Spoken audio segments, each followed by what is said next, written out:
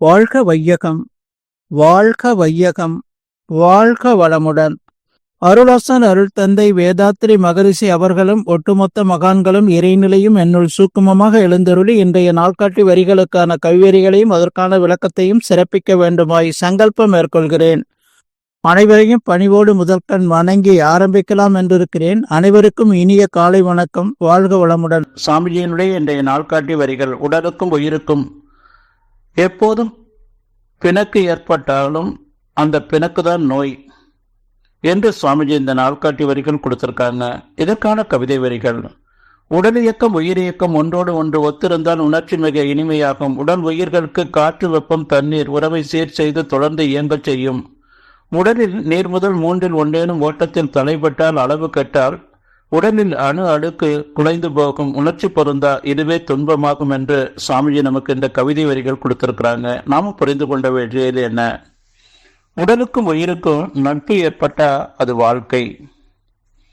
உடலுக்கும் உயிருக்கும் பிணக்கு ஏற்பட்டால் அதை நோய் என்று சொல்றோம். நம் காலையிலிருந்து இரவு வரையிலும் இந்த உடலை நெய்ய புடைக்க வைக்கிறோம், வலுவிளக்க வைக்கிறோம், 3 வேளை உணவு சாப்பிட்றோம், இரவுல உறங்கிடுறோம். அடுத்த நாள் காலையில் எழுந்த உடனே நாம இந்த உடலை உச்சி முதல் பாதம் வரையில் இருக்கக்கூடிய எல்லா உறுப்புகளில் இருக்கக்கூடிய கழிவுகளை நீக்கி நாம உடலுக்கு உயிருக்கு ஒரு நட்பை ஏற்படுத்தி கொண்டு வாழும்போதுதான் இந்த உடல்ல இருக்கக்கூடிய எல்லா ஓட்டங்களும், இரத்த ஓட்டம், வெப்போட்டம், காற்றோட்டம் என்ற அந்த 3 ஓட்டங்கள் சீரடைந்தா அந்த காந்த ஓட்டமானது சிறப்பாக செயல்படும். அப்போ உடல்ல கழிவுகள் தேங்கினாலோ அந்த உடல்ல இருக்கக்கூடிய உறுப்புகளினுடைய அந்த புத்துணர்வு பாதிக்கும். ஒரு ஃபேக்டரி இருக்கு, அந்த ஃபேக்டரியில ரா மெட்டீரியல் உள்ள கொண்டு போறாங்க. அந்த ரா மெட்டீரியல் எல்லாம் பொருளாக தயாராகுது.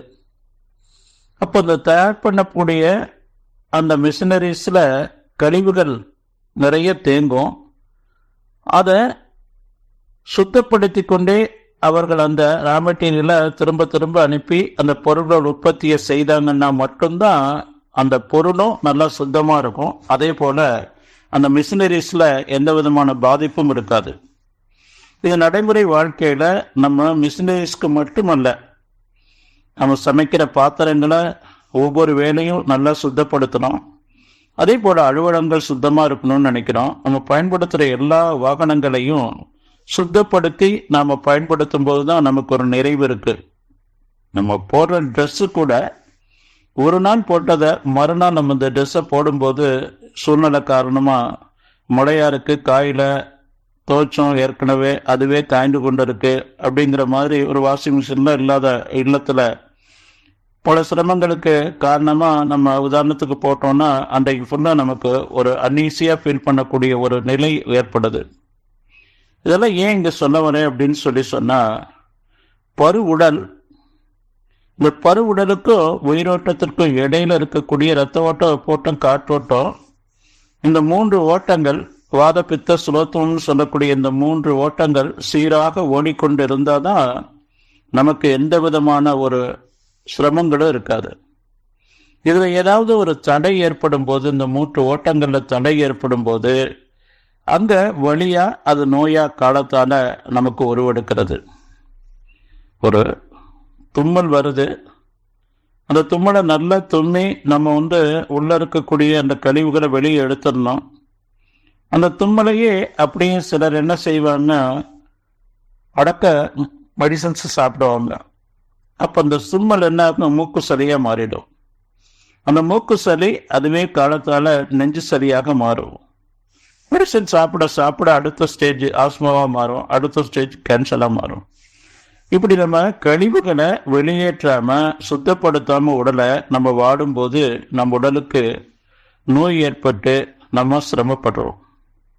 அப்போ தினந்தோறும் நம்ம மகரிஷி 36 ஆண்டுகள் அவருடைய உடலை சோதனை களமாக பயன்படுத்தி உடல் நலமாக இருக்கணுங்கிறதுக்காக உலகத்தில் உள்ள ஒட்டுமொத்த யோக நூல்களையும் தான் செய்து பார்த்து மிக எளிமையாக குழந்தைகள் உணர்வு தெரிஞ்ச நாளிலிருந்து நம் உடலை விட்டு உயிர் பிரியக்கூடிய நாள் வரையிலும் இந்த உடற்பயிற்சியை செய்யும் போது உச்சி முதல் பாதம் வரையில் இருக்கக்கூடிய எல்லா உறுப்புகளையும் சுத்தப்படுத்தி நாம நோயின்றி மகிழ்ச்சியாக வாழலாம் என்பதற்காக வடிவமைத்து கொடுத்ததுதான் இந்த எளிய முறையிலான உடற்பயிற்சி. அதோடு உயிர்நல பயிற்சியும் சாமிஜி கொடுத்திருக்காங்க, காயகல்ப பயிற்சி.